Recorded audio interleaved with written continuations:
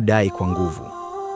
Hata baadhi ya askari wake walianza kuyumbayumba, wakijiuliza kama mfalme wao ana siri gani.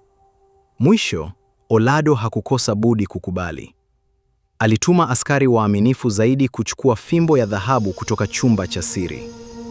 Wakati fimbo ikiletwa, watu wakapiga kelele za mshangao mkubwa. Fimbo iling'aa kama jua la mchana, na jiwe nyekundu juu yake lilikuwa linawaka kwa mwanga mwingi kama moto usiozimika. Watu wengi hawakuwa wameiona fimbo hiyo kwa miaka mingi, wakashangazwa na uzuri wake. Olado alijaribu kushika fimbo mbele ya watu.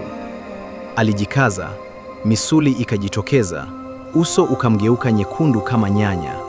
Hata alitoa sauti ya kukaza, lakini fimbo haikusogea hata kidogo. Watu walianza kucheka. Watoto walimchokomea. Hata wanawake walimdhihaki.